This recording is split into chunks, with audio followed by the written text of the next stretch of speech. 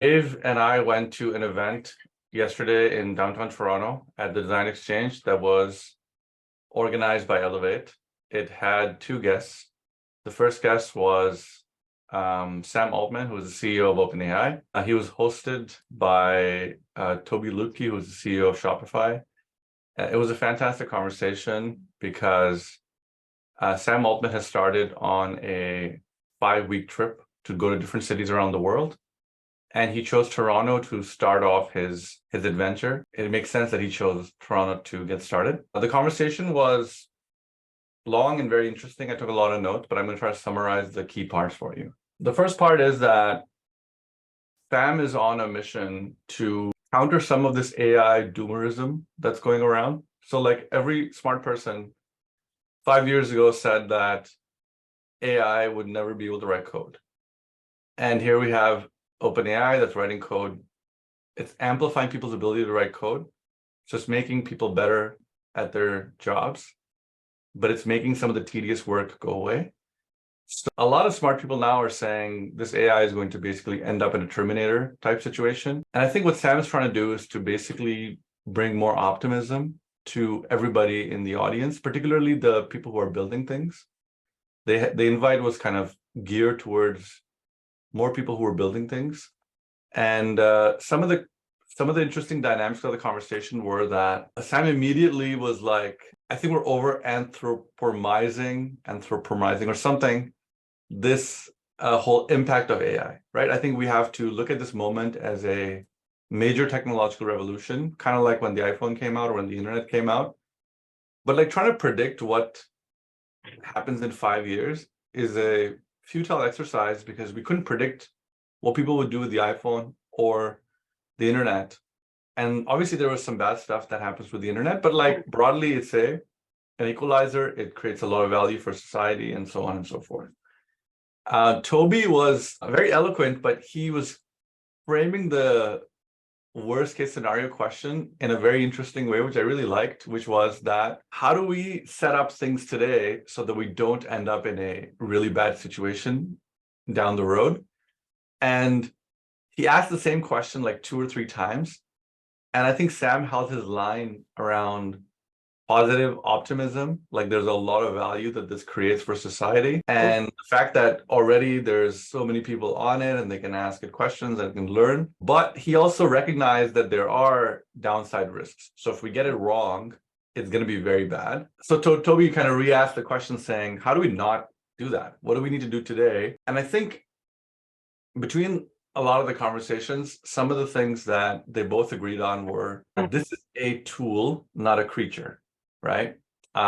This is going to take away tasks, but not jobs. There was some guy from KPMG who asked a very good question. It's like, what does the employee of the future look like? What both Tobi and Sam agreed on was that the employee of the future, in the future, everyone will be the CEO of their own company, and they will have hundreds or millions of AI agents to be able to help them do certain tasks faster, better, with lower error rate and whatnot. And the best way to think about an agent, so what is an agent? An agent is like, think about like a fully remote virtual employee, right? So if you could get somebody to write a script or a talking points for a customer meeting that's coming up, that AI could do fairly well. I think it can even do that fairly well today. So what if everybody or a lot of people had access to these kind of tools? And Sam actually was pretty okay with the idea of a regulatory or licensing framework. So just like any other dangerous things are in the public sphere, they have licensing requirements. Here's what is considered safe. The FDA, they all say you can't put this stuff in food or you can't do this, but that largely applies to the large companies. That'll apply to like the big players like Google, Microsoft, OpenAI, and others. But for like a person cooking in their kitchen, it doesn't really, those rules don't apply, right? That's not the same thing. So I think Sam's answer was, first and foremost, we need to unleash the creativity of everybody in the world on these tools. So instead of them being guarded technology where only a few tech companies and the decision makers in those tech companies can decide what is good and what is bad. Let's release it to everybody and let everybody use it. And I mean, his argument was like anybody with an Android phone can go and use ChatGPT, which is amazing because it's a great equalizer, teach themselves, learn, et cetera, et cetera. He also said that OpenAI spends a lot of time and energy on safety. And I don't know if a lot of people know this, but there's the GPT-4 model. There's a control layer in between, and then there's the ChatGPT user interface. So think of the control layer in between as kind of like parental controls. If you want to ask it things, it will actively deflect those questions, or you have to be very creative to kind of ask it certain things. But broadly, trust and safety is a top priority for them, according to Sam. They are working really hard on it. And my intuition is that they're probably going to launch an open source version of this product pretty soon. So the other interesting thing that Sam Altman said for founders, right? So for startup founders, I think his view was, and he added a grain of salt saying, look, I'm probably wrong about this, but this is what I think right now, is that startup founders should not waste their precious time or resources building or training models. They should just use models, I mean, plug for OpenAI, but they should just use models that are either open source or some existing one, and the real value is creative users of the data. He asked Sam, did you have a viral loop in your product? And that was a funny moment because Sam said, well, and I kept telling every YC company that you're not going to go viral because you don't have a viral loop in your product. And then ChatGPT goes viral and they had no viral loops in their product. So I think all advice is good until it's proven incorrect. The advice on Sam Altman on not wasting time building your own machine learning infrastructure is possibly a pertinent one. We are building software to help companies optimize their people OpEx. For us, does it make sense to go build our own dedicated machine learning infrastructure? I don't think so. But it's my thinking is still evolving on it. Obviously, Sam is super optimistic, and I like that, and I love this tour that he's doing because I think for people who are creating and building things, that is the sort of thing you need to hear, and not so much like this is all going to eat us, right? There's a lot of people that said stuff about like that about the internet. They said stuff about like that about the steam engine. There will be displacement. People will find new things to do, but humans are very creative. So we will find new ways and new things to do. And the AI will amplify our abilities so that the things that we're not good at, it can cover by way of agents. Is that they talked about workforce, employees, workforce of the future, agents at length. Most of the questions were around that.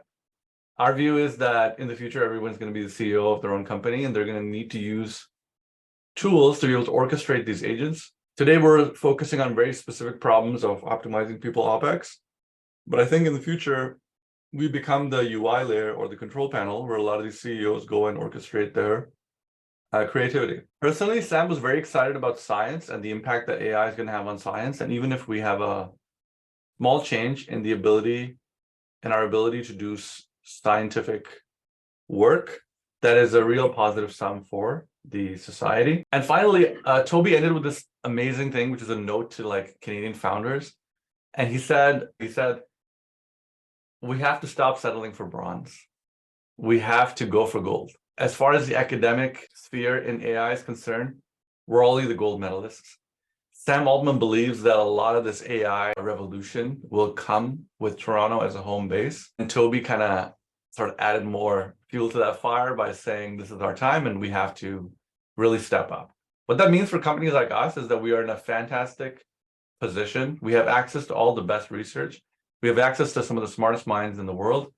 And Toronto is already looked at as an AI capital by people like Sam Altman and pretty much every other person in the space.